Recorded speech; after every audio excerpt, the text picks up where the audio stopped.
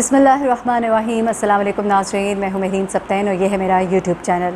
नाज़रीन, हमज़ा अली अब्बासी जो है एक बड़े ज़बरदस्त एक्टर हैं और इस्लाम से उनका जो लगाव है उसको लोग डिस्कस भी करते हैं, पसंद भी करते हैं, लेकिन क्रिटिसाइज़ भी बहुत करते हैं। कभी उनकी फ़ैमिली को इसके साथ जोड़ दिया जाता है कि एक तरफ तो आप इतना इस्लाम का प्रचार करते हैं और फिर इतनी मॉडर्न आपकी फ़ैमिली है, लेकिन दिल से मोहब्बत होना एक और बात है। हमें हर वक्त हर किसी को जज नहीं करना चाहिए। हमज़ा अली अब्बासी का एक ताज़ा बयान आया, बल्कि 2 ताज़ा बयान आए जिसको अभी सोशल मीडिया पे बड़ा डिस्कस किया जा रहा है। एक तो दूसरी शादी के हवाले से और दूसरा इस्लाम में ये गाना बजाना, ये ड्रामे जो हैं कितने हलाल हराम हैं, उस पर उनका पॉइंट ऑफ व्यू जो है, उसके ऊपर बड़े दिलचस्प कमेंट्स भी हैं और उनकी गुफ्तगू जो है वो भी ज़रा सुनने वाली मैं आपको ज़रा बताऊँगी। उसके बाद मैं ज़रा आपको बताऊँगी फ़िज़ा अली के हवाले से। फ़िज़ा अली पहली बार अपनी डिवोर्स के ऊपर खुलकर बोली हैं। उन्होंने अपनी डिवोर्स किस वजह से हुई और बड़ी हैरतअंगेज़ गुफ्तगू थी, मैं नहीं समझ रही थी कि ये वजह होगी उनकी डिवोर्स की, वो भी शेयर किया और साथ ही साथ अपनी ज़िंदगी के कुछ तारीख पहलू जो कुछ उन्होंने पहले बताए थे उसको मज़ीद खोल के उन्होंने बताया, अपनी ज़िंदगी की कुछ तल्ख़ यादें जो है वो शेयर की। और उसके बाद आतिफ़ असलम जो है उन्होंने शाहरुख खान को क्या जवाब दिया ये आप ज़रूर जानिएगा। और सबसे आखिर में आपको बताऊंगी कि उमैर राना जो है वो एक ख़तरनाक बीमारी का शिकार हो गई। ये बीमारी है क्या, इस वक्त उनकी क्या हालत है।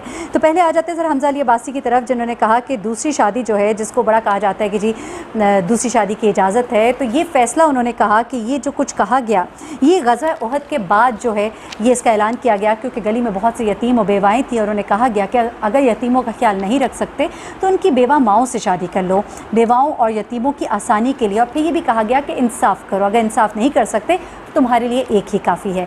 तो ये वजह जब उन्होंने बताई तो इसको बहुत से लोगों ने बड़ा पसंद भी किया और बहुत से लोगों ने बड़े क्रिटिसाइज़ किया। आपको पता है सोशल मीडिया किस तरह का तूफ़ान जो है वो ले आता है। फिर उसके बाद अच्छा, अब जब इनसे सवाल किया गया कि आप क्या समझते हैं, गाना बजाना, ड्रामे, फिल्म्स, ये हलाल है हराम है?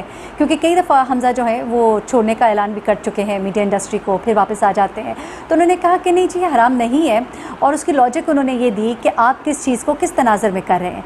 अगर तो आप कोई ड्रामा इस तनाज़र में कर रहे हैं कि आप उससे कुछ पॉजिटिव चीज़ सामने लाना चाहते हैं तो वो एक और चीज़ है।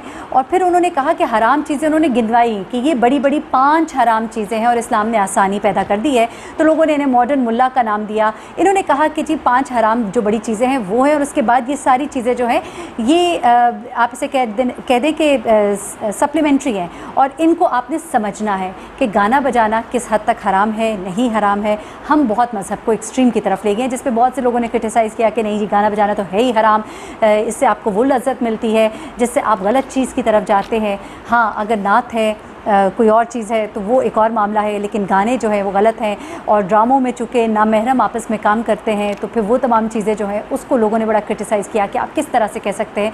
हलाल और हराम के दरमियान एक वाज़ेह फ़र्क है, उसे कंफ्यूज ना करें, ये कहा गया हमज़ा अली अब्बासी को। लेकिन वो हमेशा से अपनी राय देते हैं और उसे कहकर फिर वो गुजर जाते हैं। एनीवेज़, फ़िज़ा अली की तरफ आती हूँ। फ़िज़ा अली ने पहली बार अपनी शादीशुदा ज़िंदगी के बारे में बताया और डिवोर्स के बारे में बताया। फ़वाद फ़ारूक से उनकी शादी होती है 2007 में, जिनसे कि उनकी एक बेटी भी है। अब ये कहती है कि जब मेरी शादी हुई, इन्होंने पहली बार खुल के बताया कि मेरी तलाक़ क्यों हुई, क्योंकि ये पहले कभी डिस्कस नहीं करती थी। इन्होंने कहा कि मेरे जो शौहर है गुज़िश्ता फ़वाद, वो मुझे कराची से लाहौर ले गए। एक बिज़नेसमैन थे, चिन्योटी फैमिली से थे। और कहती है कि मेरे शौहर ने कभी मुझे डांटा नहीं, मुझे गालियाँ नहीं दी, मुझे मारा नहीं। तो फिर उनसे पूछा कि जब ये सब कुछ नहीं हुआ तो फिर आपने उनसे तलाक़ क्यों ली? तो उन्होंने कहा कि बेसिकली, अब जो वजह उन्होंने बताई मेरे लिए बड़ी हैरानकुन थी। उन्होंने कहा कि मेरे शौहर जो हैं वो बहुत ही सोशल थे, उन्हें सोशलाइज़ करना बहुत पसंद था। और जिस फैमिली से मैं बिलोंग करती हूँ वहाँ पे इस तरह की पार्टीज़ का कोई कॉन्सेप्ट नहीं है। वो कहती थी कि वो मुझे चाहते थे कि मैं कमेटी पार्टीज़ ज्वाइन करूँ, मैं उनके साथ, वो मेरे साथ टाइम गुजारने को पसंद नहीं करते थे, बल्कि वो ये चाहते थे कि मैं सोशल हूँ, पूरे लाहौर में सबसे ज़्यादा मशहूर जो हूँ वो मैं हूँ। तो वो कहती है फाइनली मेरे घर वालों का डिसीजन, मेरे भाई और मेरे बहन का ये डिसीजन था और मैंने इनसे डिवोर्स ले ली।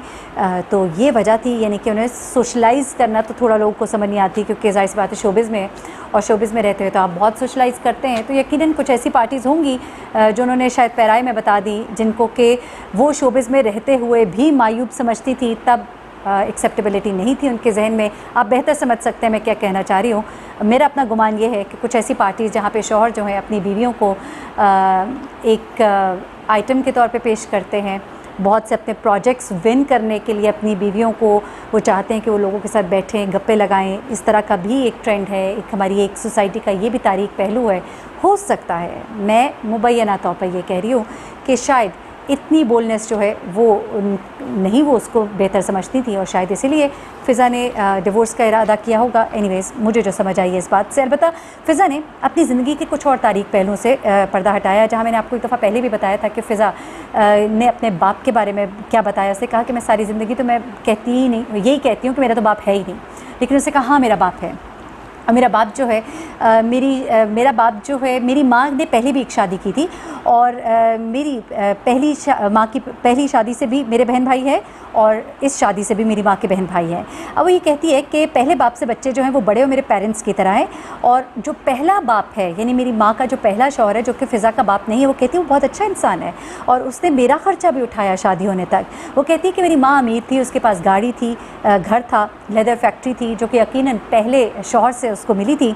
और जो मेरा बायोलॉजिकल फ़ादर है, उसने शायद लालच में मेरी माँ से शादी की थी, और जब मैं अपनी माँ के पेट में थी तो मुझे लोगों ने बताया कि उसने एक दफ़ा मेरी माँ को इतना बुरा मारा कि वो सीढ़ियों से नीचे गिरी, उसके 2 दांत टूट कर अंदर चले गए, उसका खून था, सारी सीढ़ियाँ उसकी खून से भरी हुई थी।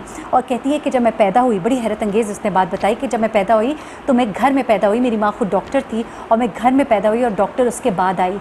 मेरे बाप का बहुत रवैया मेरी माँ के साथ ज़ालिमाना था, उसको मारता था, पीटता था और मैं उसको अपना बाप समझती ही नहीं हूँ। फिर मेरी माँ ने मेरे बाप से डिवोर्स ले ली और फिर वो ये कहती है कि जो मेरे बाकी बहन भाई हैं, यानी कि जो मेरी वालदा के पहले शौहर से बहन भाई हैं और जो मेरे वालदा के मेरे बायोलॉजिकल फ़ादर से जो बहन भाई हैं, हम सब आपस में बहुत करीब हैं और बड़ा हमारे दरमियान प्यार मोहब्बत है और उनको ही मैं अपना सब कुछ समझती हूँ। अलबत्ता ये जो हमारा बाप, जो मेरा बायोलॉजिकल फ़ादर है, उससे हमारी कोई ना उनसियत है ना हमारी कोई कुर्बत है।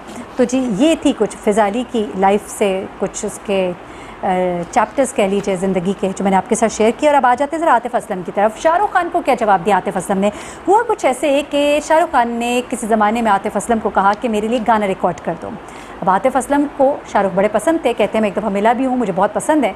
कहते हैं कि मैंने वो गाना रिकॉर्ड किया और उनकी टीम ने मुझसे रब्ता किया था, मैंने उनकी टीम को वो गाना भिजवा दिया। फिर आतिफ़ असलम कहते हैं कुछ अरसे के बाद मैंने शाहरुख़ को मीडिया पर ये कहते सुना कि आतिफ़ असलम ने मेरा गाना गाने से इनकार कर दिया, मुझे इनकार कर दिया। तो आतिफ़ असलम ने BBC को इंटरव्यू करते हुए ये बात शाहरुख़ तक पहुँचाई कि मेरे पास तो उस गाने का रिकॉर्ड अभी भी मौजूद है, आपको अपनी टीम से पूछना चाहिए उन्होंने वो गाना आप तक क्यों नहीं पहुंचाया और असल बात आप तक क्यों नहीं पहुंचाई। तो ये सवाल तो आपकी टीम से बनता है। तो ये जवाब था जो आतिफ़ असलम ने शाहरुख़ को दिया उनके कहने पर। अब आखिरी बात की तरफ, आखिरी खबर की तरफ आती हूँ, जो कि है उमैर राना के हवाले से। उमैर राना एक्टर हैं, बहुत से ड्रामाज़ में आते रहे हैं, आप सब उनको बड़े अच्छे से जानते हैं। उमैर राना एक इंतहाई ख़तरनाक बीमारी का शिकार हो गए हैं और हॉस्पिटलाइज्ड हैं PKLI में। और बेसिकली बीमारी क्या है, इसे कहते हैं पल्मोनरी एबोलिज़म। बहुत ही परेशान है और कहते हैं क्या पता लगता है कि दुनिया कितनी फ़ानी है और दुनिया का सफ़र जो है पता नहीं किस कदर मुख्तसर है, ये मुझे भी नहीं मालूम। उन्होंने कहा कि पल्मोनरी एबोलिज़म जो है ये एक ऐसी सीरियस डिज़ीज़ है जिसमें आपका जो ब्लड सप्लाई है वो आपके लंग्स को, आपके फेफड़ों को रुक जाता है। और आपके फेफड़ों को अगर ब्लड सप्लाई रुक जाए तो आप समझिए कि आपके फेफड़ों को ऑक्सीजन मिलना बंद हो जाती है। वो कहता है कि ये होता क्यों है, क्योंकि आपका ब्लड जो है आपके आर्टरीज़ में मोटा हो जाता है, थिक हो जाता है। आर्टरीज़ वो नालियाँ जिनसे कि खून गुजर कर जाता है।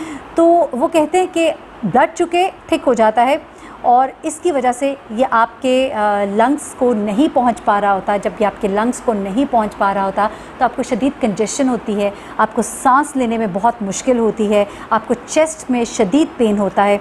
और ये कहते हैं कि मैं बड़ी तकलीफ़ में हूँ और बहुत से पिछले 2 हफ़्तों के अंदर मेरे टेस्ट हुए हैं, एक्सरेज़ हुए हैं, मेरे 3 के करीब CT स्कैन्स हुए हैं, बहुत से मेरे ब्लड टेस्ट हुए हैं और मेरा ट्रीटमेंट जो है PKLI में हो रहा है। मैं अपने दोस्तों का और चाहने वालों का बड़ा मशकूर हूँ। ज़िंदगी का सफ़र पता नहीं कितना मुख्तसर हो, लेकिन अंदाज़ा होता है कि ज़िंदगी किस कदर फ़ानी है। तो उमैर राना के लिए भी दुआ है, अल्लाह ताला उन्हें ज़िंदगी और सेहत दे। मुझे मालूम है कि आप लोग कमेंट्स में बहुत सी बातें उमैर राना के हवाले से रिपीट करेंगे, ख़ास तौर पे जब लाहौर ग्रामर स्कूल का स्कैंडल आया था तो उमैर राना का जिस तरह से नाम उसमें मुख्तलिफ़ बच्चियों ने लिया था, लेकिन उसके बाद एक खामोशी हो गई थी। अल्लाह ताला बेहतर जानता है दिलों के हाल, लेकिन जब कोई बीमार हो तो उसके लिए दुआ करनी चाहिए, जब कोई दुनिया से रुखसत हो जाए तो उसके ऐबों से पर्दा नहीं उठाना चाहिए, जो कि मैं हमेशा नूर मुकद्दम केस में आपसे दरख्वास्त करती हूँ कि जो इस दुनिया से चला गया उसका मामला अल्लाह के साथ है।